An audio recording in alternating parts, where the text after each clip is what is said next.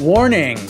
You're about to experience Metamodernism Uncensored, a podcast for diagnosing the cultural rot of the postmodern world and searching for real truth. It's time to question everything, especially yourself. Unto the cloud, as even as unto the cloud. Now, okay, so I assume you're gonna take this and run with it and edit it and whatever I'm way you'd not. like. I'm just going to make it raw. Okay. Raw and unedited All right. because that's what our viewership wants. So I guess I'll kick us off because I'm interviewing you this time, which is Yeah, the foot is on the other shoe. indeed. It's very exciting. So, Brother Brendan, I wanted to thank you for being here on the Metamodernism Uncensored podcast. Hmm. As you've heard a couple times in the last couple of months, this is the podcast where we try to dig deep into philosophical issues, whether they be cultural, political, economic, and just try to wade through the rot of the postmodern era and get something that's going to create a metamodern synthesis and it's a better humanity for all of us. So. That being said, today's concepts that we're going to be talking about, I think, are very near and dear to both of our hearts. We've both written about them. We've both talked about them extensively. And maybe to the chagrin of our listeners, we're going to get pretty cerebral about this because I think it's a fun topic, but we're going to be dissecting it on a level that I think isn't often discussed. So the topic at hand is AI, and we're going to be hopefully diving into the nuances involved with the philosophical nature of AI, the ethical ones, the metaphysical ones. I mean, everyone in Silicon Valley has an opinion on AI, and certainly the economic truths out there, quote unquote truths, are that it's the best thing since sliced bread, and will bring about a great new era of human transcendence. But I'm not so sure. I don't know exactly where you fall on this. I've heard a little bit of your opinions. But with that all being said, as laying the groundwork for our conversation, just why don't you introduce yourself and what you've done in the metamodernism movement? I guess for obvious reasons, I should say you introduced me to this philosophy, and I'm very grateful for that. And so you are a pioneer on this stage, and your seminal works include writings about this very topic. So I'm very happy to have you here. Thank you. I appreciate that very much. Yeah, so I do a lot in the metamodern space. Wrote a book, one of these ones behind me, called Metamodernism.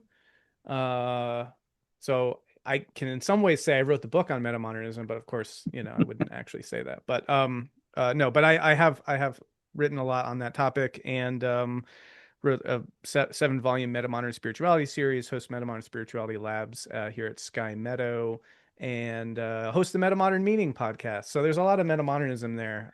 Maybe too much actually. Yeah, and let me stop you there because I got some really good feedback from my own wife, who she said to me, she said, Sean, if I have to hear you say the word metamodernism one more time, I'm just going to turn off your podcast and never listen to Okay. anything you have to say. And that's a paraphrase, of course, but I do Yeah. think she finds that it's a very pretentious word. That's the word Ah, she's used to describe it. So sure. why don't we just take a second? Because I don't think it is at all. That actually kind of floored me when I heard that. I think the concept is actually very beautiful, and it really cuts to the heart of a lot of the societal, like I said, rot that we're facing today. So, what is it about metamodernism, Brendan, that you think that allures you to it or draws you to Hmm. it? And why is it beautiful? Or more importantly, why is it relevant to someone Yeah. who's just going about their day trying to survive the apocalypse that we're heading into? Yeah. Well, I will say first that I'm sympathetic to people who find the term pretentious. And I've had my own misgivings about it a little bit. But it does do certain work and it communicates something important, and so it kind of sticks. But so meta modern is kind of coming in the lineage of a number of different historical phases or kind of transformations in culture.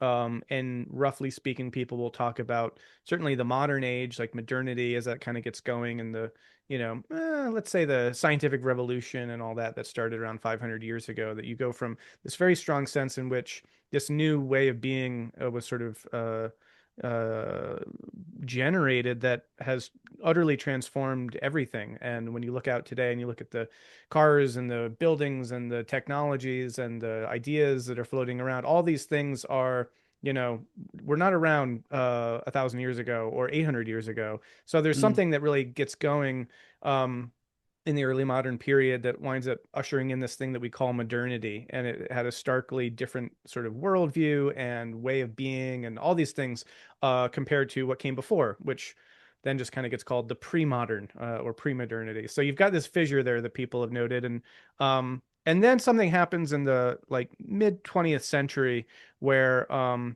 lot of the ideas around the modern project or modernity wind up themselves kind of becoming criticized, scrutinized, and debated. And and this gets called the postmodern.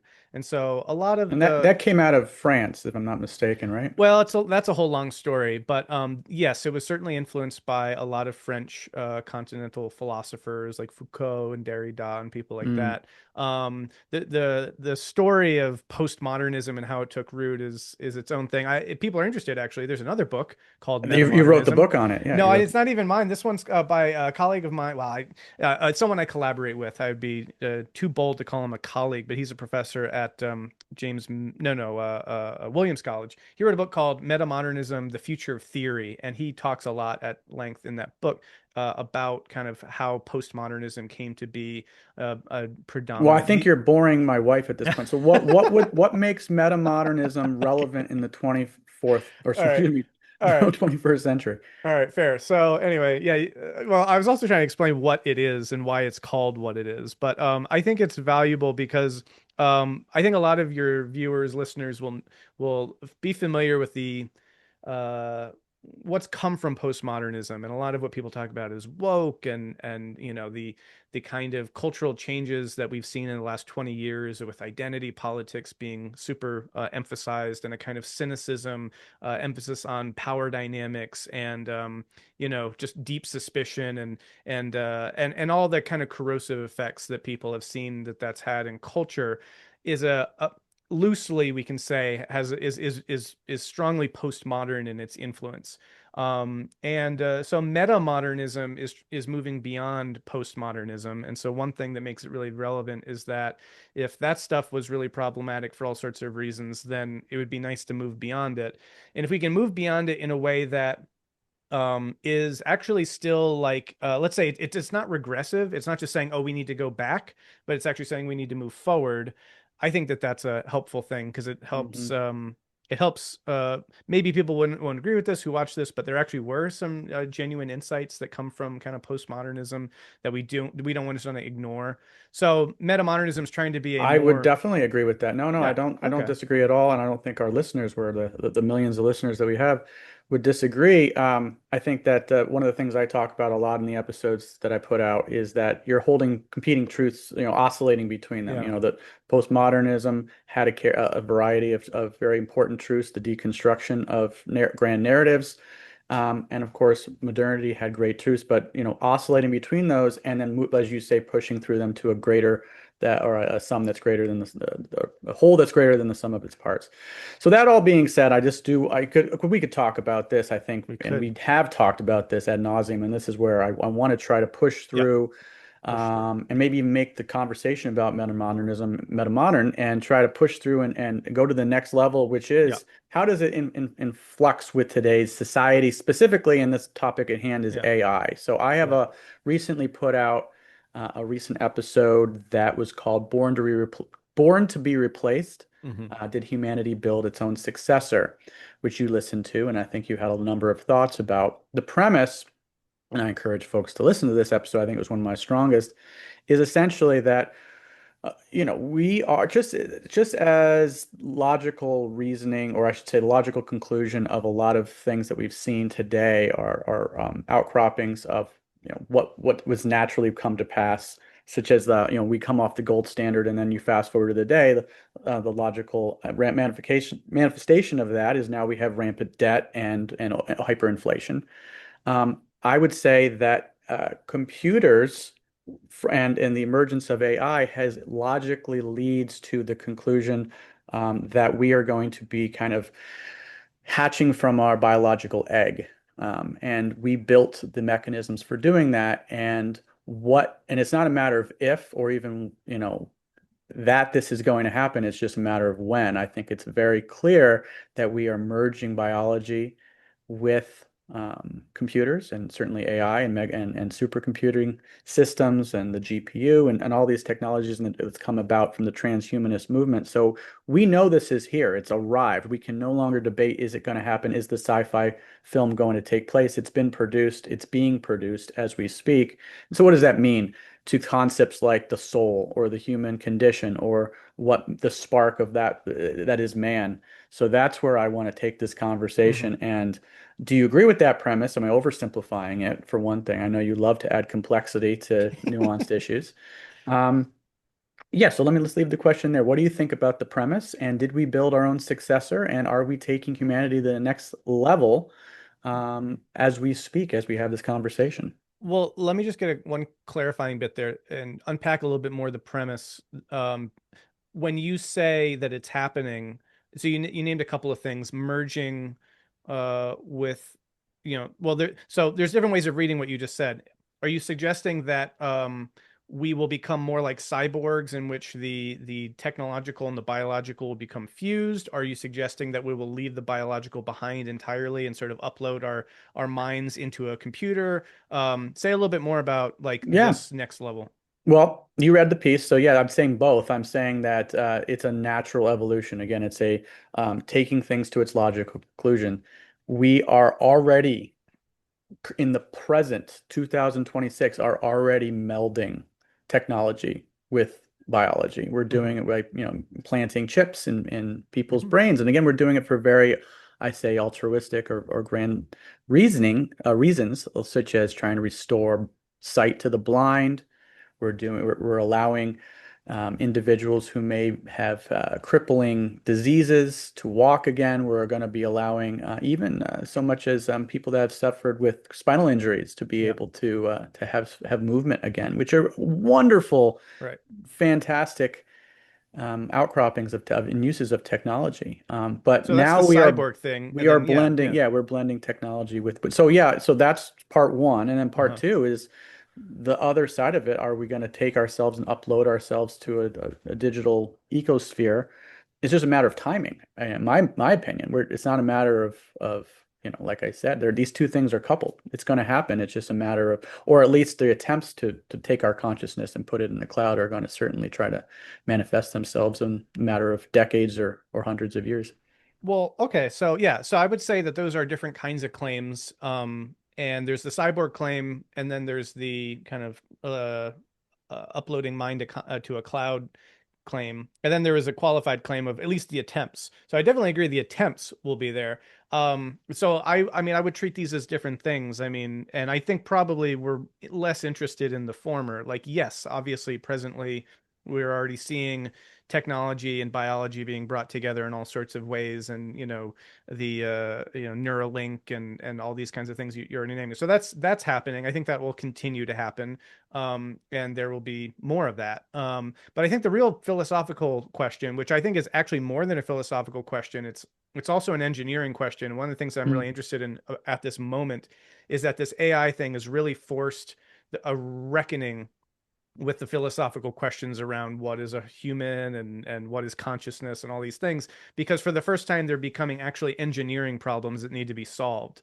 Hmm. And so this is no longer just a bunch of philosophers hanging out talking about the big questions. It's actually like, no, no, no, billions and billions of dollars are going into AI companies that, like if you have the wrong thesis, then you're barking up the wrong tree and you're going to lose billions of dollars, maybe tank the whole economy, depending on certain projections of that. So anyway, so what I would Yeah, and I say, called that technical Darwinism in my article. It's because like yeah, that's just a matter of where the dollars are sloshing to is who gets the money for that. right. So here's my take on this is that I actually do believe that claim is fundamentally misguided. I do not believe either that it is going to happen or that it's happening or that it's destined to happen, that the human brain mind, let's say mind, can, let's say, kick away its biological substrate, be put into a silicon computer, and that's just, and then the transhumanist vision is sort of complete.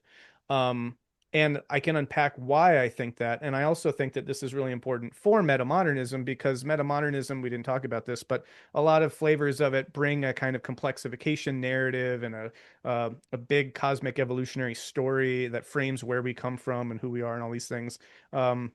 Gives kind of a big picture about all these things that are, I think, essential to understanding these kinds of issues. And so there's a lot of argumentation I could give to why I think that that is not possible. And I would actually say, and then I'll pause and get your thoughts, but I would say not only is this not possible, it is actually really dangerous.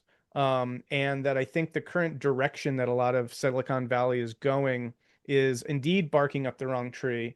That's not just a waste of certain kinds of time and energy and money, but actually it's founded on a misunderstanding of what the human is. And if you're building out culture changing technologies that are fundamentally misguided, unwise about the nature of humanity and things like consciousness and mind, then you're setting us up for big problems. Yeah, And you're, I, yeah. I I So, couldn't agree more. I think of, as you talk of, the analogy or the old children's story of, you have three blind people in front of a elephant, and they're mhm, each one's touching the trunk, one's mhm, touching the tail, another person's touching the broadside, and they're trying to describe to each other what an elephant is, and they all come mhm, to different conclusions because they have different pieces of it. yeah. So we, in our hubris, I think, to try to echo back what you're saying, the scientific community, or some of it, sub part of it, are saying that we can map the human body or the human mind into,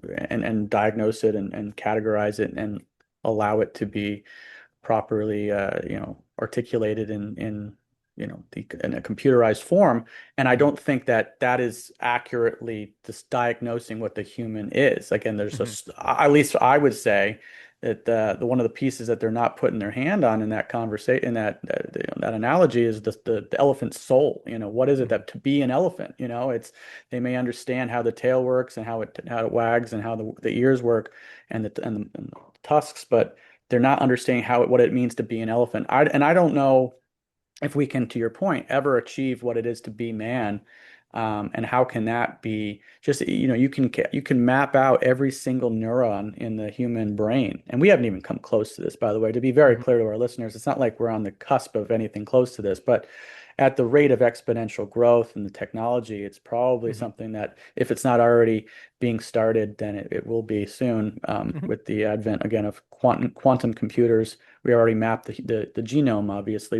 It's probably just a matter of time before we try to map the neurology of our mind, onto, and copy and download what it is to for human memory, and mhm. psychology and whatnot. So I am intrigued at that movement, but again, I think it's philosophically inaccurate. I think it's philosophically prone to fail, because they're always going to have some spark that's going to be left. Even if you No, can reproduce biology and yeah. get just like Frankenstein's monster, you can get the monster to be alive. Mhm. Actually, that's a bad analogy, because I love that movie, that book, because he does actually have a spark to himself. But I think in a more real life Frankenstein scenario, you may be able to recreate life, but you'll never recreate the spark of mankind. So I think that we then might be in agreement about the failed project of this kind of hyper modernist vision of transhumanism. But I actually think this is where the conversation becomes super interesting, because I think that we disagree for very different reasons. And I think Mhm. that the framework that you're bringing to it is very different from mine. And so I want to unpack those a little bit, because also, you know, this does get to the question of the metamodern aspect, because, as I mentioned earlier, one of the things that metamodernism tries to do is move through the modern and the postmodern to something beyond. And what I'm always reticent around seeing is moves back into other forms of Mm. thought, like the pre-modern, and so um, just having read your article and whatnot, and feel free, you can kind of lay out your argument and I can lay Yeah, out so the mine. human soul, what do you believe in that, or do you not believe in that, or how would you create that parlance in your own vocabulary? Yeah, so I think that a word like soul obviously has a lot of semantic slippage around it, and people can mean different things Slippage. I about like it. that. I use the word soul very comfortably in a lot of contexts, like, oh man, that guy, had a lot of soul, or he's a soulful thinker, or feeler, or connector, or something like that. Or you hear music and it's soulful, or right. There's all kinds of colloquial uses. So I'm fine with that. There's also, colloquial uses that approximate what people have meant in the past. Like, yeah, when we talk about the deep dignity of humanity and human beings, we'd say, there's a soulful quality that like can't just be dot dot dot. So I'm comfortable with all that. I do not interpret that in classical theological terms as Mm, um and there's a whole story that goes along with this too, right? Because something that happens in with the rise of modernity is this dualism that enters in, and you see this with Descartes, and this gets carried forward, and then what happens is it's sort of like, oh, there's matter, and then there's mind, like there's soul, and there's this other immaterial thing, right? And so you get this dualistic thing where whatever the mind is, whatever the soul is fundamentally of a different kind than the material stuff of reality. Um, Eventually, this is shown to be a really unsuccessful kind of solution to this problem. You drop the whole mind bit entirely, and then you've just got matter, and then that's where a lot of modern materialism comes from, a reductionistic materialism. I think that's wrong. I am an emergentist, so I see layers of reality building on top of each other over evolution. So you go from matter, but then you add new mechanisms and information processing regimes, and you get life. And then you get out of life, you get mind. And then out of mind, you get culture and what we're doing as people. So there's actually a stack of different kinds of complexity layers. And this does get rather nuanced and complicated. And there's a bunch of arguments for this. But the point is, you can't reduce one to the one below it. Like life is a ontologically real level over and above matter. And if you're just going to try to do the materialist thing and say, oh, it's all ultimately just matter, there's a million reasons why that really doesn't work. So we really don't understand mind if we try to use that framework. And I think a lot of people in Silicon Valley have this kind of modernist, reductionistic framing that the mind is nothing but this kind of, I don't know, stuff you can put in quantum bits or in binary code or something, and just it's that. And that's wrong. You need to understand that there are genuinely novel emergent layers to reality. And when you do that, I think that you can understand what has been historically meant by a term like soul by understanding a vastly multi-layeredly complex emergent entity that in this case, using information at the symbolic and multiple different registers, has a subjective phenomenal consciousness, dot, dot, dot, dot, dot. And all these things come out of emergence and a kind of cosmic evolutionary story. So I think then you would say that if you want to define that as what we mean by a soul, yes. And it leads to the same conclusion that we're not going to be able to just duplicate that in binary code in the cloud. But it's not to say that there's this separate immaterial supernatural substance that constitutes the soul that has fundamentally no relationship with matter, because I feel like that leads to, it has been many yeah. oftentimes remarked, it doesn't really make any sense Well, philosophically. I would hear you speak for hours if I hear you just wind you up and let you go. I love hearing you talk. I hate to interject. So let me just kind of throw in here because you make some really excellent points and maybe to throw an analogy at this and just again hearing you talk and I don't want to reduce what you just said either to something cheap, but there's a level of like emotion, for example, as a word. You Hmm. could break that down into like, or watching a movie, let's just say, well, that's just like I watched Toy Hmm. Story 4 last night, 5, whatever the latest one. The new one, five, yeah. Yeah, 5. Really, really good movie. I got Kind to of about tell this you. topic in some ways, wasn't it? About It technology and is stuff. Yeah. actually, it's a great segue. Yeah.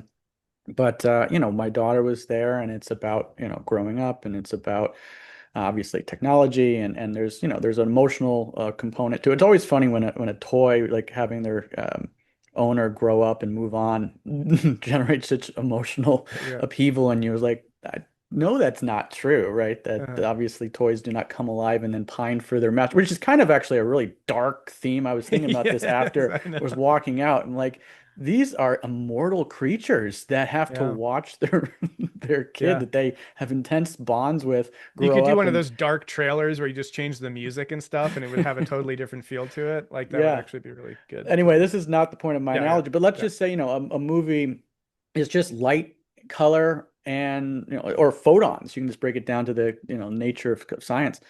But by watching it in a certain order and a certain, and the auditory aspect of it and the music, and it comes together, and it's greater than the sum of its Hmm. parts because now you've evoked intense emotion and Hmm. thought-provoking ideas.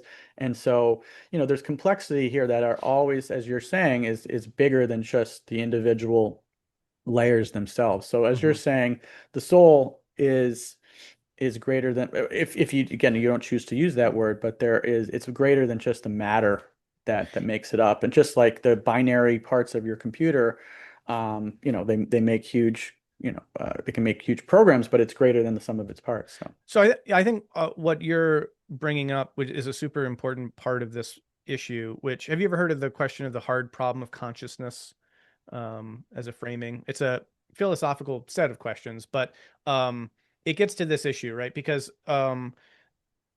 so there's this you can look at the neural correlates of consciousness. Um, correlates. correlations, the things that come Mm. along with consciousness.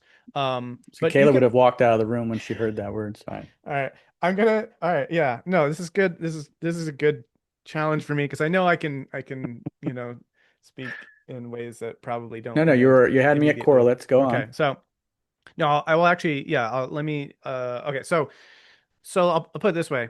So the experience of consciousness is one thing.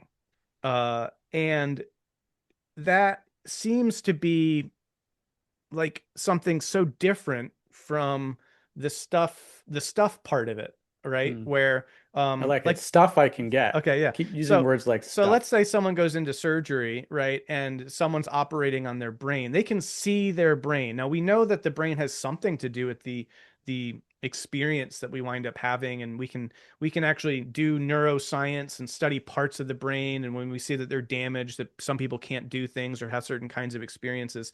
So there's a direct connection that we know to whatever the brain is doing to the kinds of experience that we have. And yet, Mm.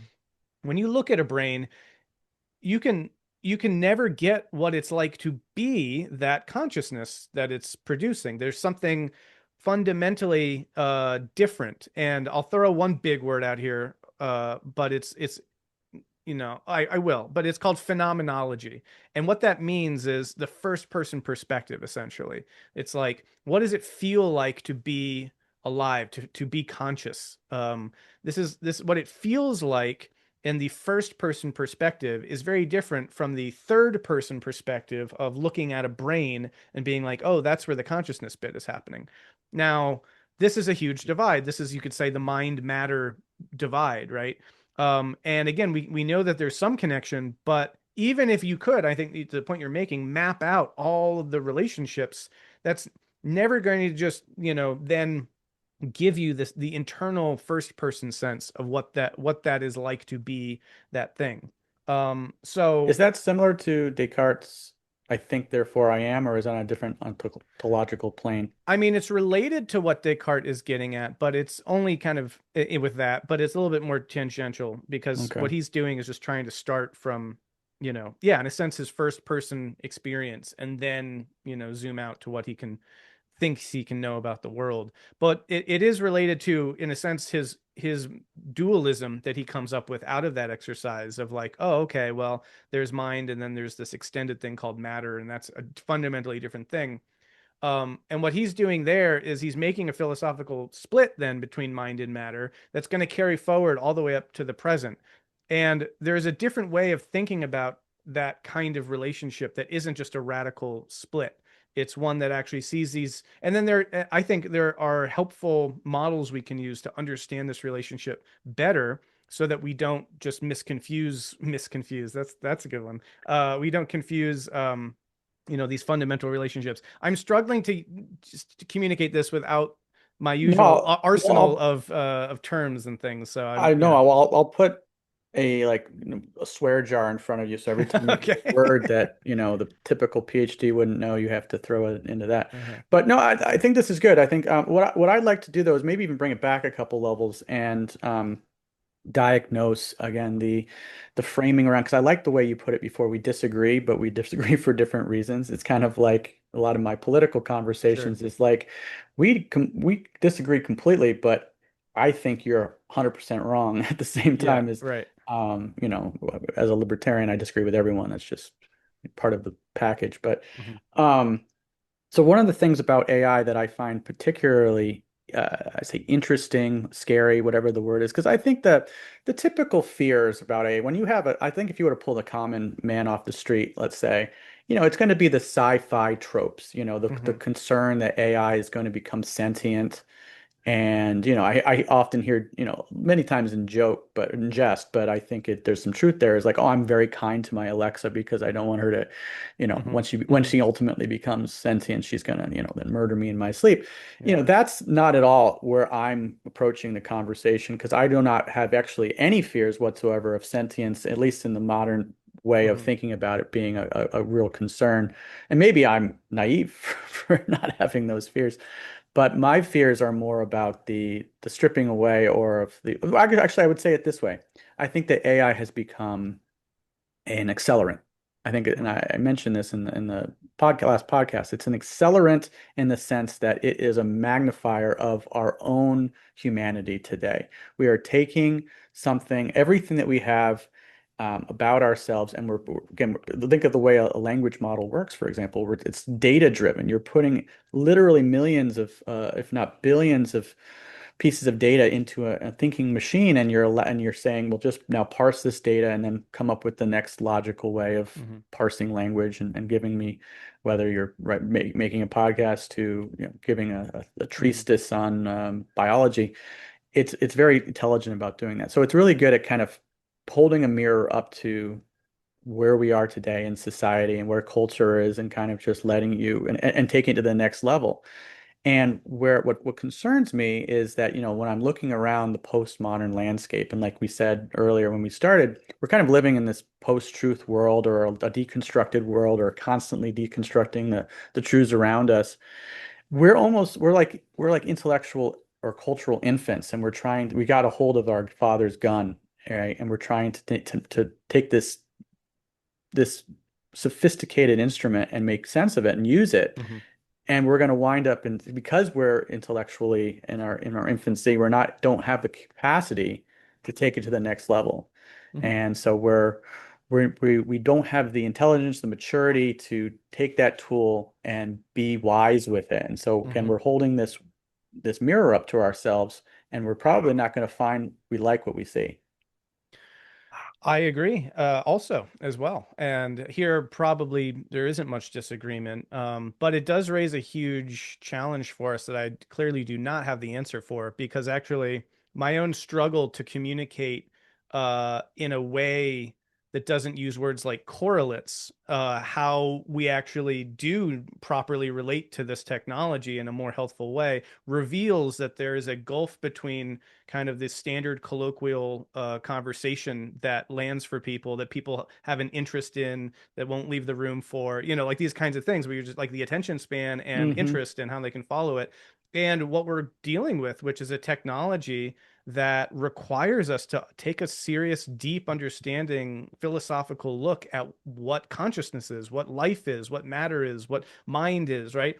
And so I totally agree, but until we can, I don't know. I mean, I guess that's the question, right? How do we level up collective understanding about these things simultaneously with the proliferation of media forms and, Twitter sound bites and all this kind of stuff where, the actual complexity needed to properly frame these topics to us as ourselves seems to be something that society as a whole either doesn't want to do or can't do or something, right? Yeah, and And that's yeah, that's been my continued frustration. And I've been, again, that's frankly the reason why I put this podcast together, is trying to cut to the heart of that. And yeah. I don't know if I've developed a framework or an answer to that question, because I'm seeing the world continue to bifurcate itself and Mhm. enter into echo chambers, and um, create anything from the left, right political divides to just the dumbification of thought. So Hmm. instead of trying to look at a complex or nuanced issue and look at it from multiple sides, it becomes, well, how do I hate stronger, or how do I love stronger, or how is Yeah. my side an angel, how is your side a demon? And it's again, it's just it's a simplification and Hmm. creating false binaries where they don't exist, which again, to me, makes perfect sense. It becomes out of the postmodern framework, at least not to put too fine a point on it, but it's the nature of wanting to demystify things into things that make sense or things that are very self-serving. Because Hmm. everything's about, which again gets right back to the AI component of all this, is like, if you think about it, where we're taking the technology anywhere, and what concerns me is that we're trying to ultimately, at least where I'm thinking, we're trying to take the technology to a point where we can live in our self-contained bubbles Hmm. of pleasure, essentially, Hmm. and have the AI and the technology constantly feed us the information and the inputs that we want to reaffirm our own belief structures, our own biases, our own, and so I think there's a lot of hubris in, instead of earning something for ourselves and Yeah. taking the complex, or engaging in complex conversations, we want to complexify everything and simplify everything to its base level. And so we're not earning, it's actually very similar to the Ian Malcolm quote from Jurassic Park, where, Mm. it's how does it go? It's something like, you were so busy focusing on whether or not you could, you stop to think whether or not you should. And Uh-huh. that to me gets to the heart of the AI phenomenon that we're seeing today. We're really so focused in, how do we get that? How do we maximize on Moore's law? How do we double and triple the processing power? How do we leverage the Hmm. technology to greater and greater heights? And then that's inevitably leading to, again, the fusion of biology and Yeah. technology, and not stopping to think about what are the ethical and moral consequences of our actions. Well, again, I think actually that also is one of these postmodern insights about a critique of modernity, because this dynamic has been with us for a long time. It was the same thing when people, just jumped ahead, developing, chemical weapons and then nuclear weapons. And then, there's these arm races of various kinds. So there's always a sense of, and because I mean, this is something called instrumental rationality. So you just try to make the thing more efficient, more better, give you more control over reality, etc. And if those are your blinders, that's all you're caring about. You don't ask whether you should, or you just ask whether you can. Can. Um, so I think AI is, what we're seeing is a continuation of that trend. The urgency, I mean, another great quote to throw in here is E.O. Wilson said, the problems with humanity today are that we have Paleolithic emotions, medieval institutions, and godlike technology. Slight paraphrase, I forget exactly how he said it, but the basic idea being that, we are not up to the task at the moment. There's a huge wisdom gap, you could call it, between the technology that we have and the depths of understanding. And the sad thing about this too is that I think if people appreciated, there's a there's a caste element that's emerging in society at multiple levels where you kind of have these elite people, both in kind of the Silicon Valley space, but also the engineers themselves who kind of get it, or at least get it enough to make the thing. And then you have sort of the Wall-E, class of like the people who are trying to build out that bubble for themselves, right? Who just, Hmm. yes, give me more, feed me, and then Hmm. they don't need to know all that stuff because they're just being intravenously fed nutrients and things increasingly. And so you get this caste system where you have some people directing the ship, and then you have some people who are just kind of, lounging back and hanging out. And that's a It's very disastrous. Matrix X as well. Yeah, I mean it's an awful, terrible thing. And it's not even to say that the engineers are the wise ones. They just have a certain level of cognitive ability to be able to understand the immediate instrumental rationality part of making the thing. So what you don't have in any of these situations is, people with a deep philosophical and spiritual inclination who actually see the bigger picture, trying to be like, all right, what is a human? What is consciousness? Where did we come from? How does this all fit together? What would be optimal for human Sure. flourishing? And so because that's absent from the entire situation, yeah, you just have this train that's going on its tracks, and it's going not somewhere good. Not somewhere good at all. That brings up two thoughts I'll give you in parallel here. So one is I think you're absolutely right. And that's again, I want to come back to one of the reasons I made this show is like I don't know what to do about that other than Hmm. to have these conversations and try to meet people one on one, two on two, or whatever the reach of this is in our conversations.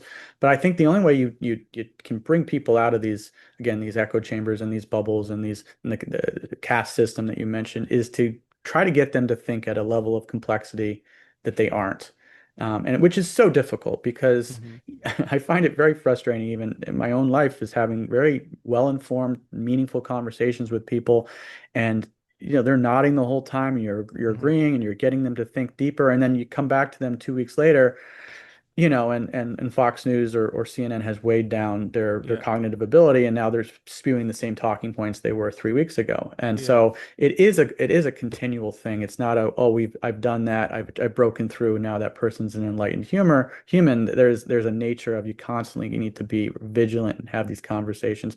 But that is to say that my point is I think that there is a nature of trying to bring up the dialogue, trying to raise the bar of Hmm. human um, interaction and how we are framing these conversations, how we're framing the viewpoints and the paradigms in which we view the world, so that we're not getting into these left right divides, these echo chambers, and these just very low IQ conversations about viewing difficult topics. So that's kind of point number one is just let's just have more and more conversations. I gotta hope that these are eventually going to work. That's the Thomas Aquinas philosophy of throwing the starfish back in the water one at a Hmm. time. That's all you can do. You can't solve the entire Hmm. beach bed of death or dying, but you can save them individually. So that's kind of one point. The other point I wanted to latch on to, you mentioned caste system, which made me think of another point that we may or may not agree on, or agree on, or disagree on for different reasons. But the future, I think, holds a tremendous capacity for a caste system to develop, and a Hmm. bifurcation of society Hmm. into the augmented and the unaugmented. And I wrote a short Hmm. story about this. I don't know if you read it or not, called the obsolete Mr. Sterling. I Mm. encourage you to read it. I often take some of these ideas that I'm struggling Hmm. with or writing about, and I turned it into to narrative. So Hmm. it was a fun one because it kind of get to a fast forward to 100 years from now, and you have the haves, meaning the people who have gotten the augmentation. Hmm. Maybe it's a cranial implant, or in this case, it was a chip that you get put in your brain, and those that do not, that the very few, the remnant who have decided to hold off. And those that have it have access to tremendous processing Hmm. power. They can think faster and be stronger and be more plugged into the world of technology, or I should say information at their fingertips. And those that don't are just cognitively limited and unable Hmm. to keep up both in the workplace as well as school. And so you've created this artificial caste system, which sounds, again, it is very sci-fi in today's world, but I don't think, pragmatically speaking, it's that Hmm. far off from where we're headed, if we are to continue at the same exponential growth curve that we are with the technologies that we're seeing. Yeah, I think there's something to that. A couple points. I mean, one, yeah, like similarly to earlier, I think some of this is already happening. With the invention of CRISPR, if you're familiar with that technology now, gene editing is Oh, kind of yes. available. And so, the way that that's already kind of informing rich people's sense of eugenic transformations of their offspring and kind of stuff is entering that conversation in a real way.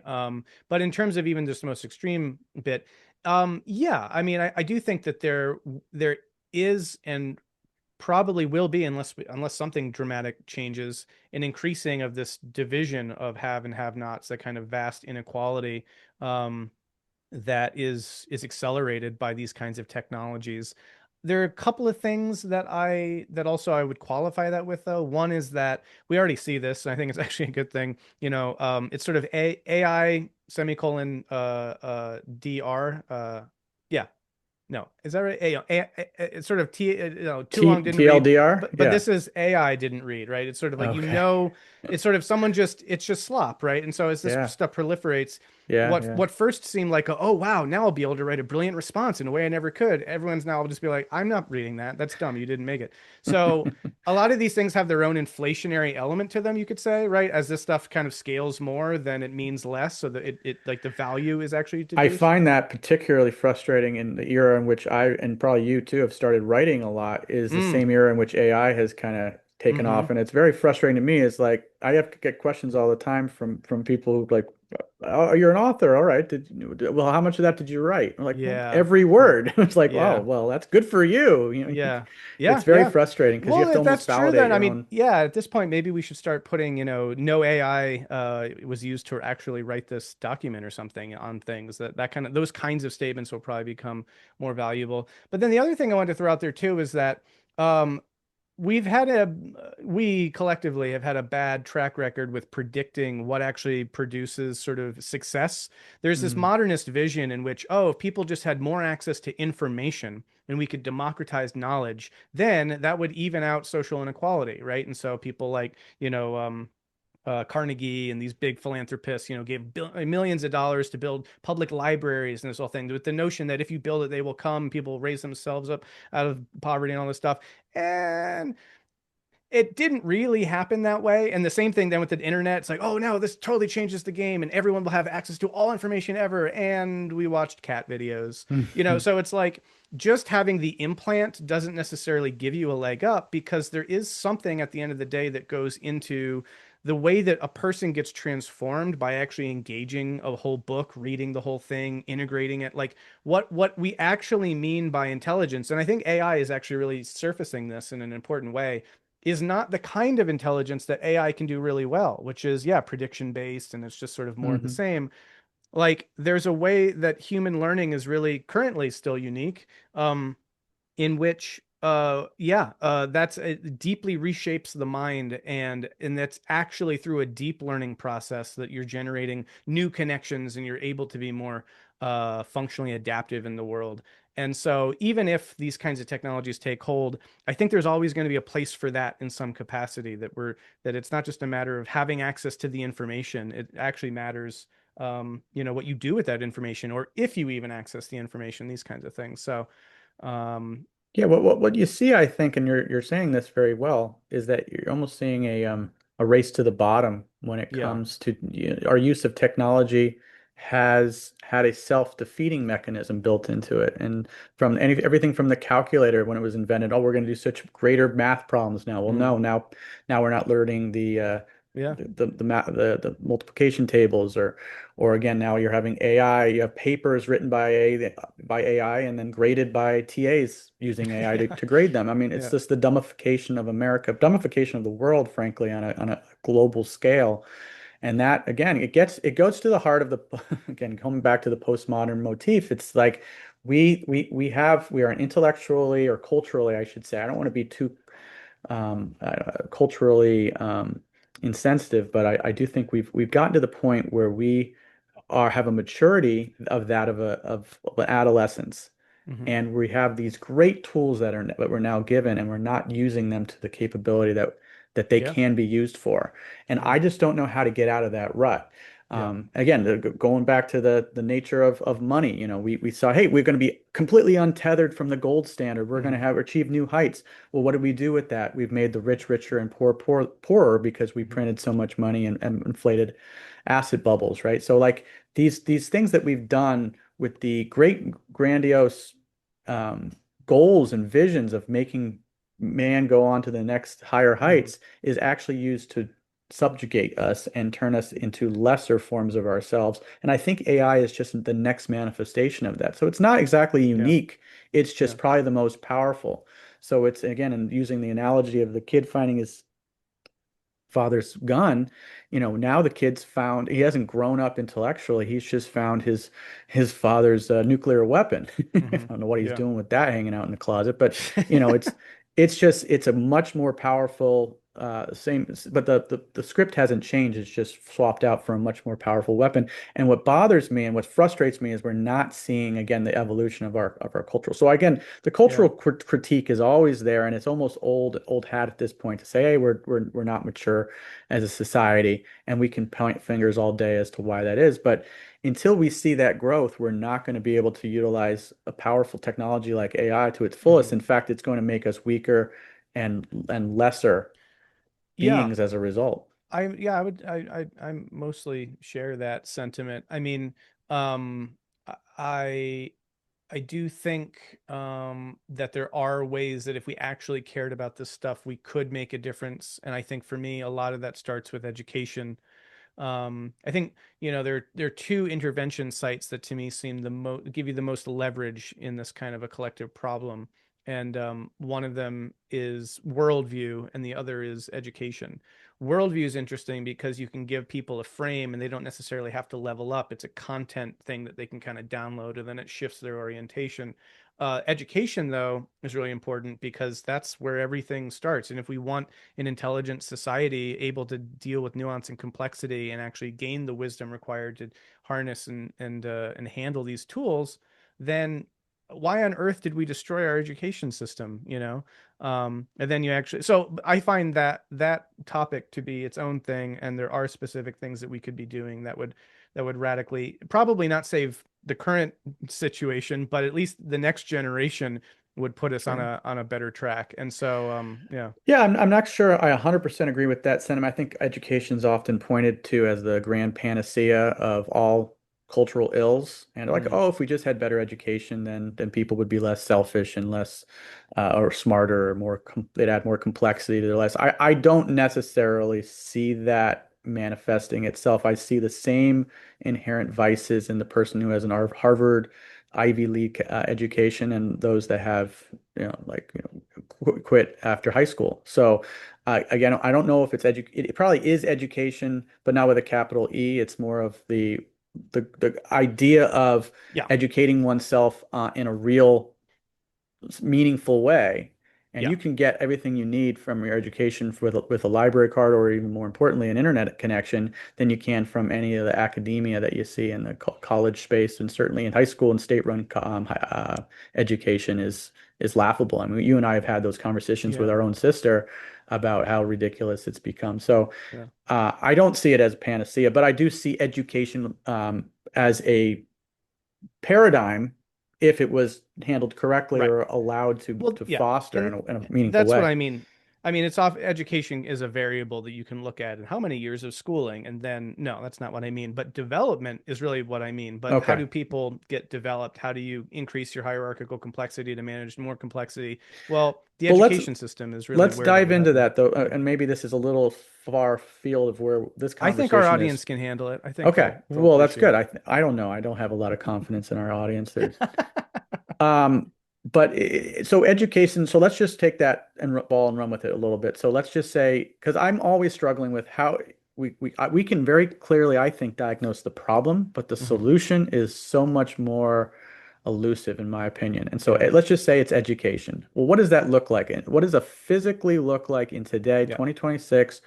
I have a young child. She just turned 10. What Hmm. should I be doing as a father of hers to get her more plugged in to the metaphysical, to the rational, to Uh, the componentry of getting her to think more in complex topics? Right now, she spends half her day watching people play YouTube yeah. videos, not play video games. Now we're going a level beyond that. It's she watches other people watch watch YouTubes of them playing video games. It's really that meta, and Yeah. Yeah. Yeah. I'm Yeah. blown away by it. Yeah. So, Well, those are a couple of different questions. The second question, which is what, I mean, I would say, yeah, like screens, no, like there shouldn't be screens before, I don't know, at least probably 10. Like so screens shouldn't factor into it. There should be and then once that does start to become developmentally appropriate, then there's a lot of monitoring that, and there's screen time, and then that's closely monitored. So,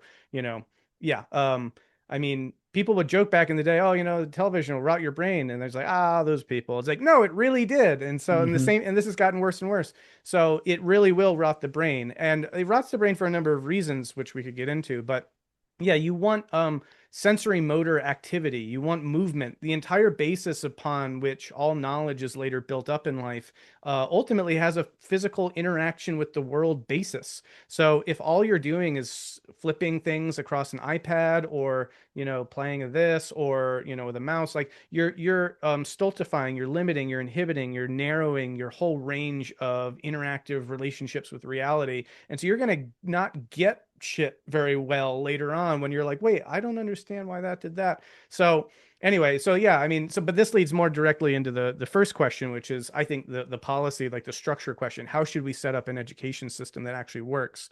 And the first thing we want to do is throw out this stupid standardized testing with the No Child Left Behind. Get rid of all that. There's a lot of evidence that shows why all that is terrible. You basically have kids being educated according to where they're at, the range of their actual abilities, not by age. So you Hmm. restructure the whole thing. You don't just put everyone in the same grade because they're the same age, as though that's some meaningful thing. So people are actually learning where their leading edge is. Most of early education is physical activity, being outside, moving around, social interaction, these kinds of things. And then you actually have to start using the right metrics, which now finally first exist for the first time, of using things like hierarchical complexity and lectical scoring and stuff like that to actually track how minds are developing and see where they're developmentally missing things and all this stuff.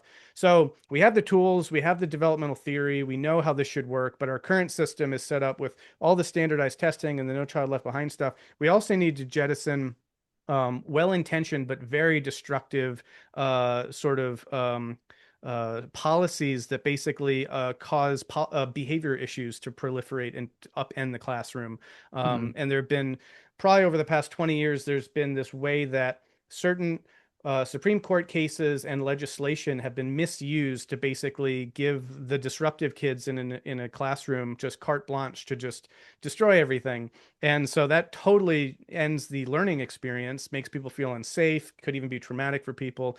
So actually then identifying kids who are not just like developmentally delayed, but like working with real learning issues or trauma or just behavior issues that are they're too disruptive, those kids shouldn't be in the same classroom where people are learning in a different sort of way. So we should be trying to yeah, make the most adequate learning environments for different people with their different capacities, while also balancing simultaneously as best we can the social interpersonal elements to all this. Because, you know, we're also social beings, and it's not just a matter of the facts and learning in a certain way. Like you also want to be relating to your peers, and there's lifespan specific things. So that's a super truncated version of it. But like, yeah, there's like a Yeah. 10-point policy plan that if you implemented that, and then also found good teachers and paid them a right amount of money and stuff like that, then yeah, the next generation of kids wouldn't be what the current crop is. So, Wow. yeah.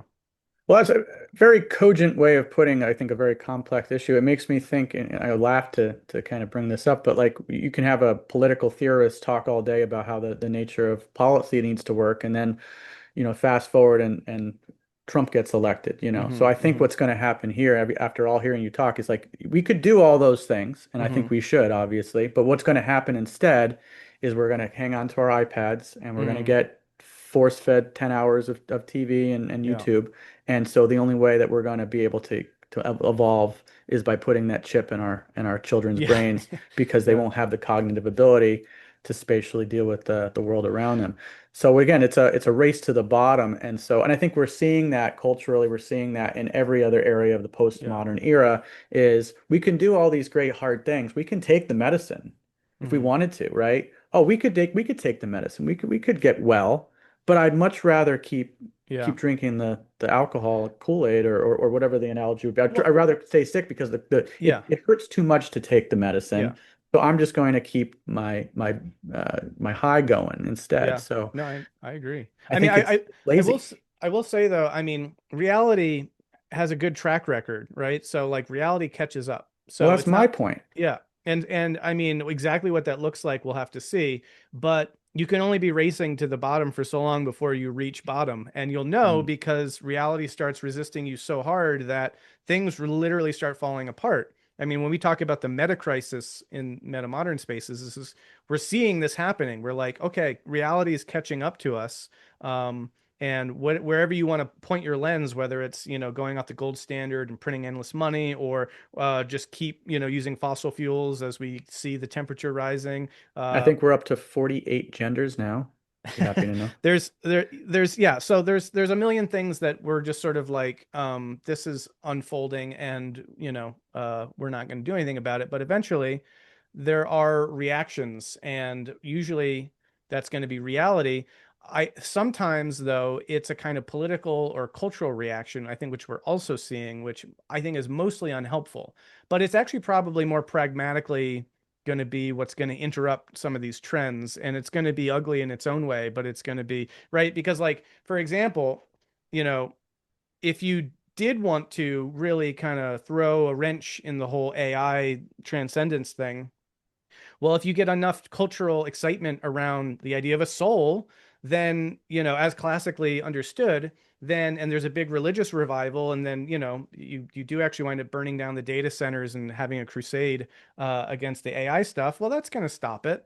I would say that's not the most complex, response, and it's going to actually be rather regressive. But like, maybe cultural evolution unfolds a lot of the times through these kinds of other mechanisms that, whatever. But I'm Yeah. not advocating for that. I'm just saying, like, that's actually more likely than, oh, we're going to fix the education system. People are going to start thinking complexly, and then we're going to get on top of this stuff. There's all that. And one last thing I'll say is, it's always the best of times and the worst of times. And I do think that this is an accelerating thing where, yeah, if you go forward 10 years from now, I actually do think things are going to be a lot better and a lot worse.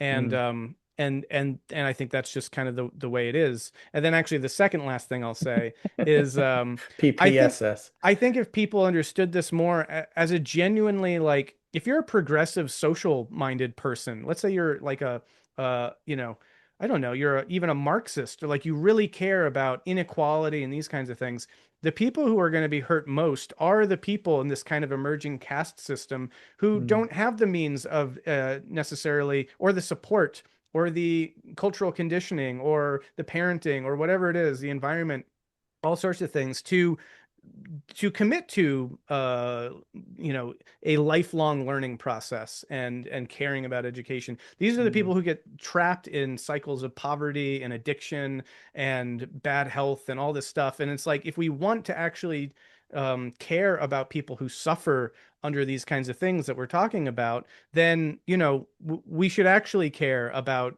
development and changing our education system, and actually doing this stuff. This is not elitist. I mean, I will admit, talking about these things often might sound so, oh, there are people who get it and people who don't. And I understand that kind of critique. But like, ultimately, if we want to see greater social equality, then we've got to acknowledge that the people who are currently kind of on the top of the power hierarchy have the means and the resources that is perpetuating this, and the people who don't, are being kind of hammered by it. So Left I don't know if that behind. makes sense, but yeah, it's, yeah, Yeah, no, and if I was a better podcast host, I'd probably leave it at that great Dickensian witticism at the end. But I do want to bring one last thing to the sure. fold, because I mean, that was all great points, all you just said, and I can't disagree with any of it. But bringing this back to the AI topic, because I did want to make Hmm. sure that we end on that. I want to ask you a question that is, I think we started with, but I don't know if I got a clear answer. Let me phrase it this way. So I posited that AI is our inevitable destiny, or I should Hmm. say, the the fusion of biology and technology in some way. And I think it'd Hmm. probably be as impossible for me to try to guess what that would look like as an ant would be trying to solve quantum physics. But 100, 200, 300 years from now, we're not even going to recognize the world in which we live. It's going to be so infused with technology, and the exponential growth curve is going to continue to spike, and it's going to change the way that our world looks. So my question is basically this. A, if you agree with that premise, and I think you do, let me just pause, say, do you agree with that premise or not? I qualified a little bit, but All right, yeah, go on. fair enough. So qualifications aside, if that premise is more or less accurate, um, I was very intrigued, and this does bring it a little sci-fi, so maybe this is beyond metamodernism, but I was very intrigued, and I haven't stopped thinking about something that Elon Musk said in an interview. I think it was 5 or 6 months ago. It was maybe a Joe Rogan podcast.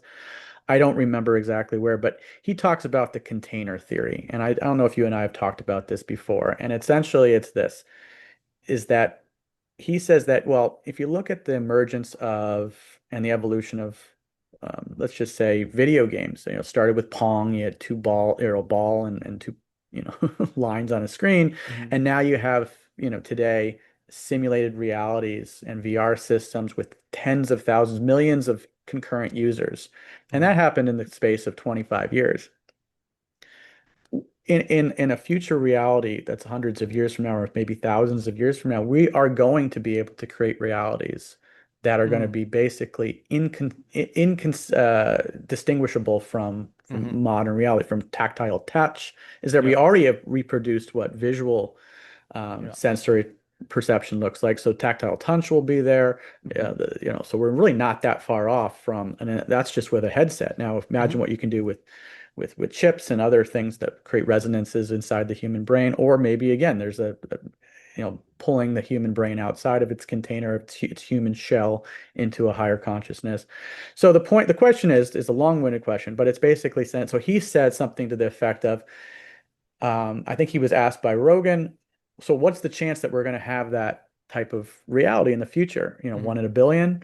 And Rogan flipped the switch and says, well, I know, he did his standard. He sat there for like a half a minute, just thought about the question. I love hearing interviews with him. You mean Musk did this? Yeah, sorry. Yeah, Musk. Yeah. what did I Yeah. Yeah. say? I said Rogan, but Rogan. yeah. Yeah, Musk did this. He answered the question by saying, actually, no, I think the chance that we are not in a simulated reality is probably 1 in 1 billion, Uh-huh. Uh-huh. because this is probably, if we had the ability to create these things, we'd be creating billions of them, and Hmm. then we'd be having these again, these test tubes of Yeah. sensory perception, and probably be doing these as incubators for the soul. So that's where Yeah. I'm very intrigued by this, because if AI is to have this evolutionary componentry to it, and we are going to be taking the human spirit into the next step, Hmm.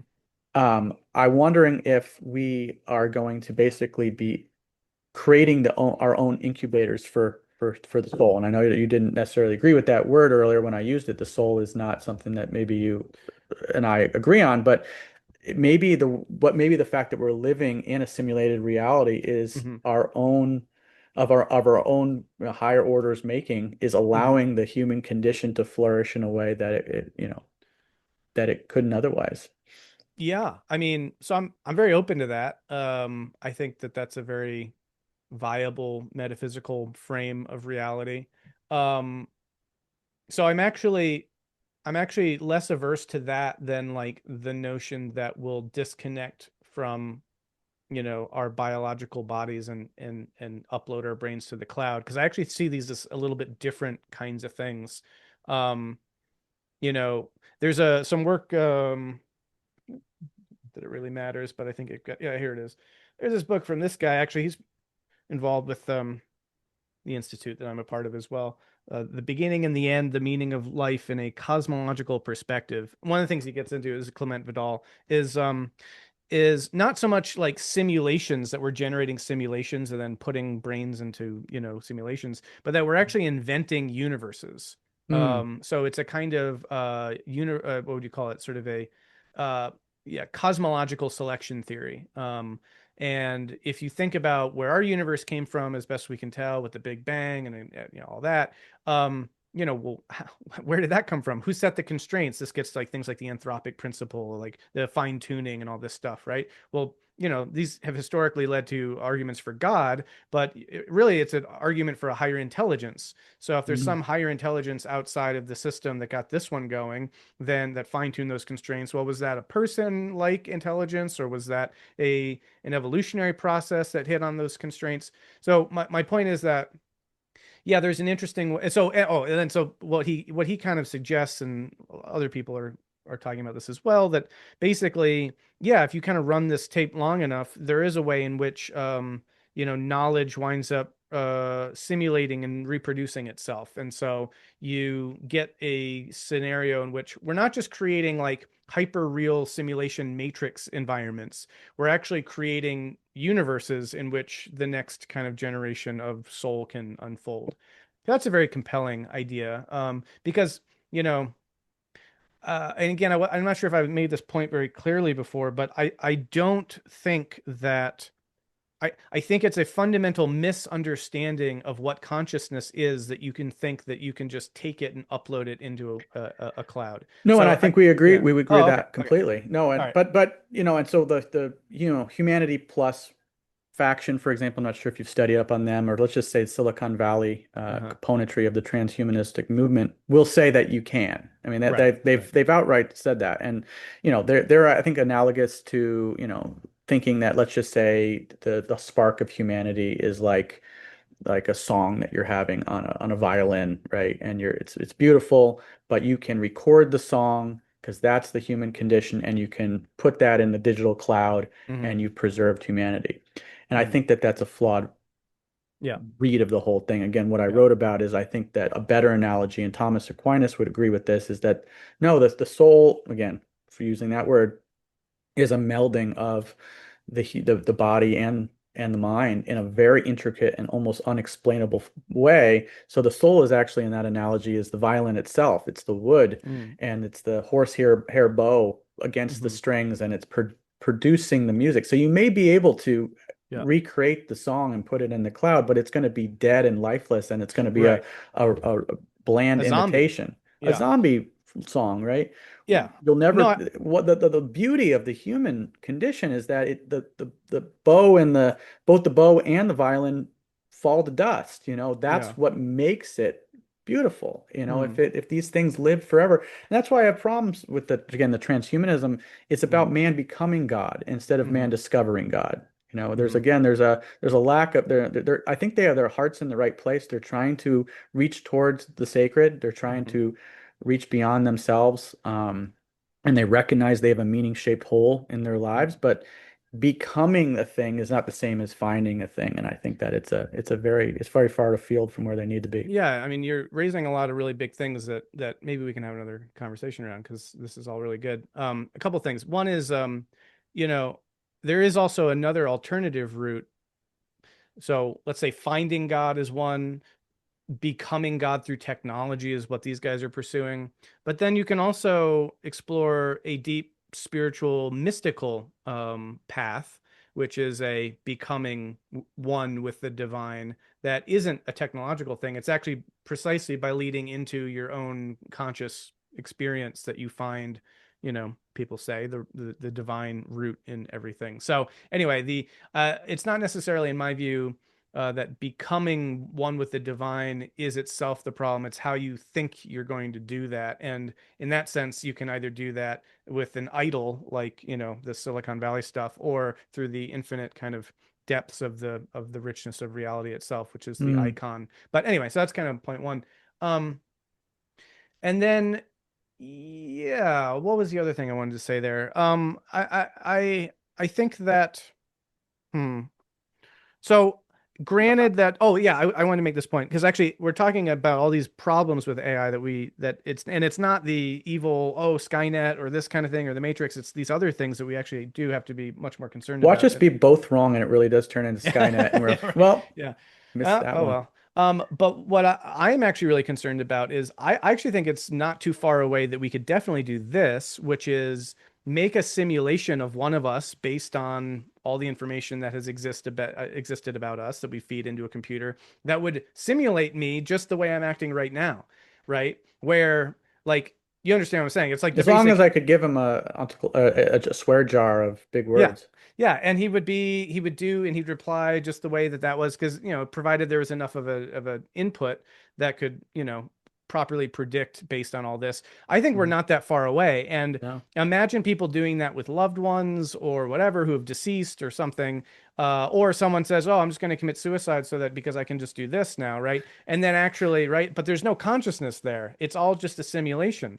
And so Yeah, yeah. interestingly enough, sorry, I didn't mean to cut you off, but Yeah. watching a whole bunch of weird TV shows recently, and Matlock, believe it or not, there's a Okay. reboot of the show Matlock, and it Uh, had a whole episode about this. oh, really? All right. Well, Yeah, it was so, about creating these in the therapy session, you could uh, create an AI version of a lost loved one and have conversations with them as they existed, and the ethical and moral yeah. problems with that. Yeah, so we're kind of You think you've got a creative, original idea, and then you find out and then you found out that it's already a Matlock has Matlock already, did it. yeah, Yeah. So that's a new low for you. yeah, puts you in your No, place. but this has been a really, the sake of time, I just want to Yeah. say I've really enjoyed this conversation. Again, we could probably turn this into a 3 or 4 hour long conversation. We've actually just scratched the surface. There's a Yeah. lot below the iceberg there.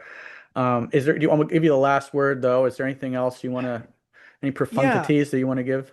I mean, it's hard because yeah, we really did. This is still kind of at the surface, because I do want to unfold a whole line of argumentation that I think can properly orient people to this space, at least as I see it, drawing on all these big picture models that have been very clear. And maybe at the end of the day, it just comes back to just the problem of like, is there an audience for that? Do people have the interest in it? But I do think that if we really care about this, we're going to have to close that gap. Like, and I don't know exactly what that looks like. A lot of my work in the institute that I work at focuses on trying to do this in various ways, but yeah, how do you give people a different map of reality and the human and their human's role in the cosmos and what consciousness is and all this in a way that can level up our understanding to get where it needs to be. Um, I, unfortunately, right now, a lot of it is having long conversations and reading big books. And absent that, what do we do? So that's, I don't know, just a gesture to the fact that there's this huge, all that we didn't get into in terms of like painting a picture of what reality might be, and therefore how we would see AI in those terms. So, Well, um, I will give you a white pill if you've heard yeah, that term before that sure. I'm excited by because I Hmm. used to be very not nihilistic, but just very sad about the state of, and I still am, the state of the Hmm. world. Seeing the polarization that takes place and the Hmm. race to the bottom. But you are seeing again these mediums, podcasting Yeah, specifically, and yeah, having people really resonate with these long form conversations, long 3, 4, sometimes yeah. like Alex, like a Friedman conversation, go like 6 or 8 hours. People are connecting with these things and they're Yeah. really resonating with people in a way that has not manifested itself in a long time because we Mm-hmm. live in a very commercial filled, Mm-hmm. I'll give you 5 minutes of truth between Yeah, 45 minutes of propaganda, yeah. in the corporate media sphere. And people have been glued to that for, I think, the larger part of the last half century. But now Mm-hmm. there's a point, there's a breaking Yeah, point that's taking place, and people are starved for real meaning, real yeah, conversations, complexity. Again, you can only have a diet of vapid ice cream and sugar yeah. for so long before your body craves meaningful Totally. meat and veggies. So Yeah. I think that this is not to be too hubristic about it, but I think conversations like this are the meat and potatoes of Mhm. the cultural evolution that we want to see in the world. We want to be the change we want to see in the world, right? So this is the kind of conversation that's going to have it. Yeah. Maybe not you and I specifically, but just more and more complexity being added to our conversation. Yeah, I agree. And I'll end on that positive note as well, which is one of the biggest mistakes that I think people make when they look to the future is it's the extrapolation illusion. It's like, oh, the line has been going up, so it will keep going up. And I mean, you're very aware of this kind of logical fallacy. And not only do we not anticipate, uh-oh, line's going down now, but we also don't anticipate the actual like reactions to things. That for every force there's an equal and opposite reaction kind of a thing, right? Where um I remember when Obama got elected, people were saying there's not even going to be a Republican Party, in another 20 years. People were very convinced that like this was the future. Well, And they said the then same thing when Trump got elected. exactly, this is my point. So it's like, you know, there are these reactions to things all the time. And so I think what's happening right now, in the same way that you're talking about this hunger for long form content and that sort of thing, I would love to see, and I think you see glimmers of it, but Like for example, like there are these Gen Z kids who, they're basically Luddites. They're like, no, it's cool now to not have a phone, to not do any of this stuff. It's a Mm, reaction. There's a lot of people I know who hate AI. Anything AI that they ever see, they're like, that's garbage. So there's a lot of reaction, and that's both positive and negative. But the reaction I'd like to see is the reading. mhm, It's a very hard thing, and it took me a long time to get comfortable reading a lot. But the more people can get comfortable reading books, this is actually, I think, a really, this is the like currently the necessary thing that we need for the kinds of complexity that we need to navigate these issues. So maybe there will, in the next couple of years, come a time, a huge fad where the best thing you can do is just turn off your screen and go find the biggest, juiciest, fattest nonfiction book and just learn systems theory. So I don't know. I love that. I also, I mean, you may see this as regressive, but I see a large number of people starting to come back to faith Hmm. again as part of the meaning crisis, and they're choosing, again, atheists and agnostics are choosing either Christian or even some of the more uh, staunchest Christian faiths to really kind of sink their teeth into, which is interesting because again, it's just a starved in the postmodern world we live in. They're starved for meaning. They're starved for rigidity. They're starved for not Hmm. being told that they're endless failures and there's no way out of this. There's this religion without being religion. Hmm. Um, the cultural beat down of the say the typical the what do they call the male hierarchy, the masculine hierarchy, and how evil that is. I mean, there's all these things that have kind of Hmm. led people. And again, maybe it's the pendulum is swinging back to the left, and that's not necessarily a good thing. We do want to see meta-modern synthesis take place. We don't want to just go to regress. Yeah. But I do see that a yearning for meaning, a yearning for Yeah. education, a yearning for books, like you were saying, a yearning for something greater than ourselves is going to be very, very helpful in achieving that because just endless deconstruction is not how we build Yeah. the house. You can't just tear the house down brick by brick and then lament the fact that you don't have a roof over your head. You have to pick up a hammer and start building again. And I think that Yeah. that's where we're entering into, and that's what metamodernism is all about. So, with So that, again, excellent. Brennan, I really appreciate you being here. Thank Yeah. you so much for being such a philosopher, poet, and a Renaissance man. Well, thank you very much. Appreciate it, and happy to continue the conversation whenever. Well, that was today's episode, Metamodernism Uncensored. Thank you for joining, and we'll see you again